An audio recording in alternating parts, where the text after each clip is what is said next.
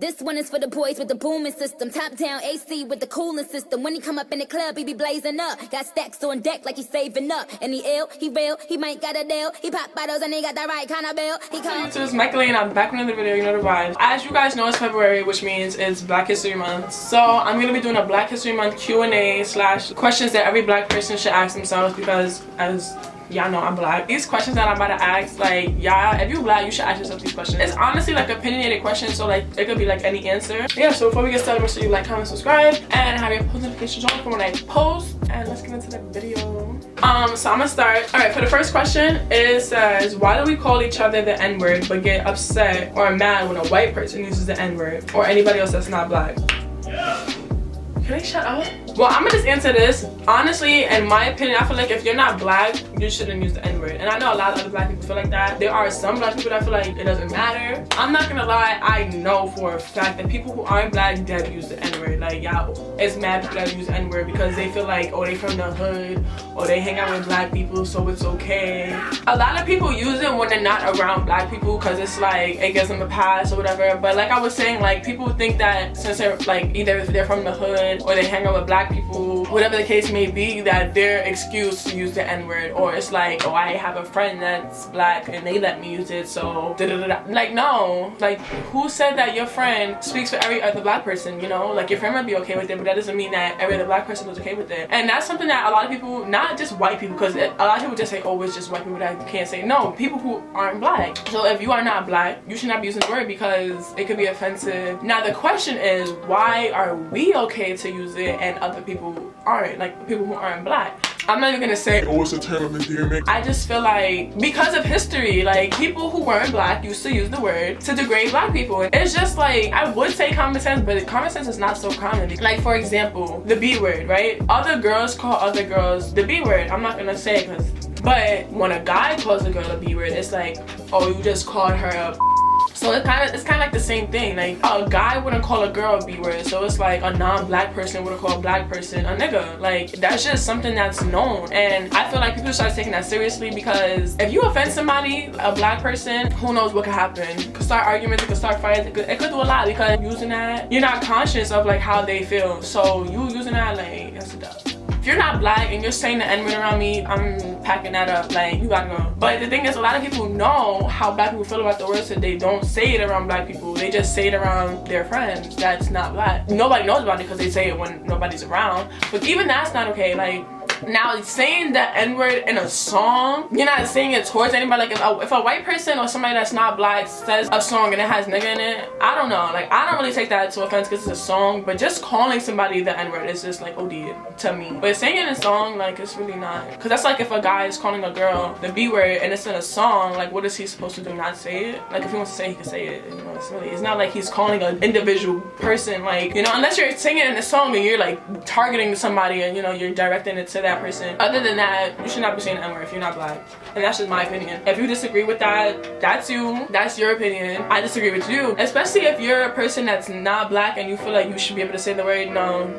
Sorry. Next question. This is like, all these questions like that for black people. Next question is, why is it so hard to be on time? Black people are just known to be late. I don't know why. Maybe for me it's because my mom was always late, so it just like passed on to me. Like, I know when y'all be getting ready, or not even, when your mom getting ready and she be yelling at you like, oh, get ready, so you get ready and then she's still not ready to leave. Like, that be happening to mad people. So it's just like, you catch on to characteristics that like the people who raised you, and obviously if you're black and your mother's black or your dad's black, you're gonna pick up on certain things, and it's just like something that gets passed on. It's not really like a black thing. It's like a, I don't know. I know I'm always late. It's not because I'm black, even though black people are never on time, which is dead facts. I feel like people use it as an excuse, like, oh, I'm black, so black people are never on time or whatever. And that's not like to like a job interview or to work or to school. It's like to a party. Like, nobody goes on time to a party. Well, no black person goes on time to a party, no barbecue. Like, everything starts like 2 hours after the time it's supposed to start. But I'm gonna just keep saying this throughout this whole entire video. Like, everybody's entitled to their own opinion. If you disagree with something I'm saying, then you disagree. You don't have to come at me in the comments. You don't have to come volley. Like, next question is, why is growing up without a father so so common in our race. Now this is like a touchy subject because I like there are a lot of black people that grow up without their dad, but that doesn't mean that there's not like white people that don't grow up without their dad or other people that's not black. But it is really common with black people, and I honestly only feel like this is because, okay, I'll make like a little scenario. Not saying that all black people come from like the ghetto or like poverty, but a majority of minorities come from poverty, which is like the ghetto, the projects, like stuff like that, because you know, low income, whatever. Okay, you come from a family that's struggling, whatever, right? So when you come from a family that's struggling, you have like issues within yourself. Not issues, but like you have like a lot of flaws and things that you didn't get to really like experience because of the fact that you come from poverty. You know, you didn't get to experience life the way you wanted it to, right? Like you go to school, you go like you hang out with people that's from your hood, and a lot of people is from the hood is like they're from their hood, you know? And a lot of people rush into things. They start relationships, and a lot of girls end up in relationships and they end up pregnant. And when you have kids so fast with just anybody, you're not really like in a committed relationship, you're not married, you're not settled down, you don't have like a stable like household, you know, but you do have a kid, and then baby mama drama happens and you and the dad is not together anymore, or the dad doesn't want to take responsibility for the kid, or the dad is a drug dealer and the dad goes to jail. You know, it's mad stuff that happens in the hood where the father is not present in the kid's life because of situations that happen in the hood. Now this is not for all black people, definitely not, but in the hood or where you come from, like especially when you come from poverty, like people do like they hustle to do things to help them survive, and a lot of things are illegal. So a lot of the times like the father will end up getting put into jail, meaning the kid will grow up without a father because of that. And it's not only because of them doing illegal things, because the system is really out to get black males, you know, like it's just like they're targeted. They're like the most targeted people in society now. So it's like anything to get them off the streets or whatever and put them in jail, like they're gonna do what they have to do. So a lot of fathers end up getting put into jail. Nothing, like I said, being rushed into relationships when you're young, you're having kids and you rush. And majority of the time that's not the person you're gonna spend the rest of your life with. So the kid is growing up without that dad because you rushed into a relationship and you wasn't ready for it. That's the consequence. Like that kid grows up without a dad. There's mad different scenarios, and I'm not saying that every black person grows up without a dad, but it definitely is common. It's really normalized, which I don't know why. It's just something so common that people are just like used to it. Like almost like all of my friends' parents are divorced or never married. My parents were never married. And a lot of people, like, not saying that a lot of people grow up without their dad, but a lot of people grow up with their parents being divorced or separated. So like their dad is still in their life, but the parents are not together anymore. And like I'm gonna keep saying this doesn't only apply to black people, but majority of it does. Like this happens to majority of black people or colored people. So I don't even know how to answer that question, but that's just like how I think of it. Alright, another question is, why are we always looking for discounts? Because we want to save money. Like, who don't want a discount? What? Even though I wasn't black, I'm still gonna look for a discount, I'm still gonna look for a sale, I'm still gonna look for coupon codes, because why would you not want to save money? And even if you wasn't broke, like even if you had mad money, you could still save money. Okay, this one, no. Why do we love the fact that our music is everywhere, yet when other people sing and dance to it, we claim it's appropriation? Okay.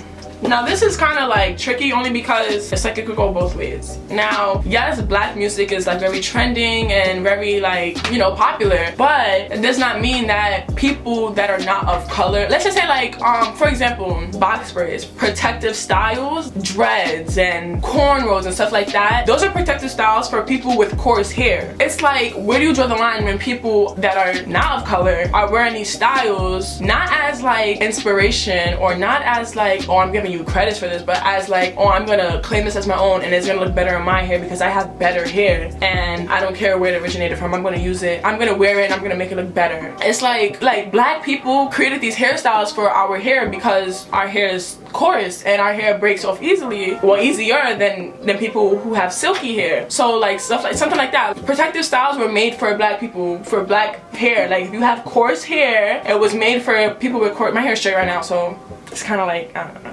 But I have curly hair and it's coarse, and protective styles were made for people with coarse hair to protect their hair. And I can see why like black people would get mad when they see somebody like Kim Kardashian wear cornrows, and it's like, baby girl, not saying that nobody can wear that, because there's a lot of people that, there's a lot of things that like white people created that black people do or wear or stuff like that, and vice versa. But it's like appropriation, where it's a thing that come out of people, certain people's mouth, like I was saying, like box braids. Like if a person with silky hair is wearing box braids and something that comes out their mouth is like, oh, it looks better in my hair, or it looks better on my hair, something like that, it's like, okay, so now you're bugging, because like, what are you doing? So that's like, it's kind of like tricky, because it's not like, not every person is gonna say something that's like, oh, you have to call out it's appropriation. But when it does happen, it's like, baby girl, you gotta give credit when it's due, and black people created this, and like music too. So it's not that it's wrong that like white or non-colored people are doing stuff to like black music. It's just when it needs to be called out, it needs to be called out, that like you need to give credit when it's due. Yeah, you can have a lot of inspiration from black people, you gotta make sure that you give that credit. That's another thing, like people don't like to give credit. The big hoop earrings and stuff, that black girls all created this, colored hairstyles and big lips. Now all of a sudden everybody wants big lips, everybody wants to wear colored hair, but it was ghetto when black people were wearing this 10 years ago. 10 years ago it was ghetto. You wore a red color wig, you're ghetto. You have big hoops with big lips and you're ghetto. But now everybody wants curves, now everybody wants hips and big lips and colored hair, and now it's okay. But it wasn't okay when only black people used to do it. So it's just like, it's appropriation. Like, you just gotta know where it came from. I'm sitting here talking to Andrew about like what I'm saying right now, and he's saying that like he feel like people are gonna come for me for what I'm saying in this video. It's kind of opinionated, but it's kind of facts. You have to know your history, you have to know your facts, you have to know everything before you can come and say your opinions. Because if you don't know what you're talking about, then you're gonna look stupid. Like, for example, I'm talking about black people, yes, but I'm not just talking about Africans, like African American. I'm talking about people of color. Like, when I say, oh, people praise girls who have like hips and big butts now and big lips, I'm not talking about just African American people or African. I'm talking about people of color, Dominicans, black, like people, like it's not just African, you know, it's like, it's a lot of different people that are black. Another question is, what is really the difference between good hair and bad hair? Let's get into this, because so when I was younger, I was dead under the impression that the kind of hair I had was bad hair, and people with silky hair was good hair. Not just silky curly hair, like, cause now everybody likes like the big curls and the silky and da da da. But when I was young, I always used to think like straight hair was like good hair. Up until sophomore year of my high school, I would still like call people with silky hair like, oh, she has good hair. I wish I had good hair. Now, good hair is healthy hair. Like, regardless of texture, looks, color, curl pattern, all of that, good hair is healthy hair. If your hair is healthy, your hair is like flourishing, you have good hair. Now, if you have damage, split ends, heat damage and stuff, I consider that bad hair. Now, nobody hair is bad, but it's like unhealthy. So it's not really about texture and curl pattern or any of that, because I feel like you can have 3A, 2B, like really loose curls and have good hair, and you can also have 4C and have good hair. Like, you can have good hair no matter what your curl pattern is, as long as it's healthy and you're maintaining it and it's, you know, you're taking care of your hair. Whereas somebody that has bone straight hair can have unhealthy hair, because if they have split ends and if they have whatever they have, if their hair is just unhealthy and it's just not,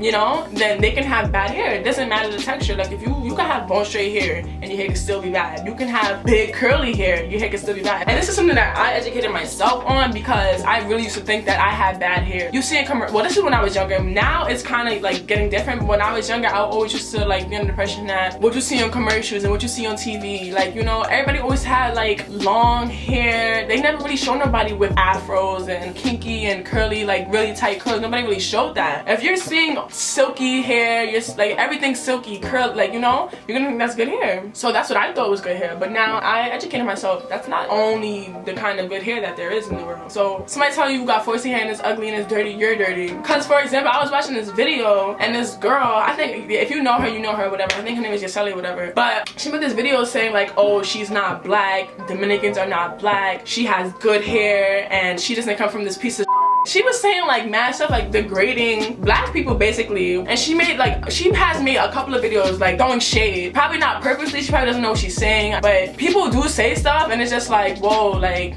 what are you saying? Baby, first of all, you are black. Let's talk about it. Know your history. That's one. Two, don't talk about nobody else's hair, because who are you to tell like anybody they have bad hair? But now if you have straight hair, you valid. I used to perm my hair. My hair was still healthy when it was permed. It was just straight. Like, you could have healthy relaxed hair, healthy natural hair, like anything. As long as your hair is healthy, it's good. Alright, so this video just has me mad like passionate, because obviously I'm talking about like people of color and like I'm black. I don't want to hurt anybody's feelings. I don't want nobody to be offended by this. This is just my opinions. If you feel like I sound stupid, just don't watch the video. Don't even comment it. Like, I really don't care, because I'm just gonna delete your comment. I don't want to hear none of that. So if you have a different opinion, but it's not like you're coming from me, you can kindly comment it, and there'll probably be debates in the comments. So I'm gonna end the video here, and I was scared to like do this video only because I don't want people to come for me, because it's like, this is what I think, and this is just really an opinionated video. That's the end of this video. Make sure you like, comment, subscribe if you like this video. If you're new to my channel, make sure you have your post notifications on for when I post, and I'll see you guys in the next video.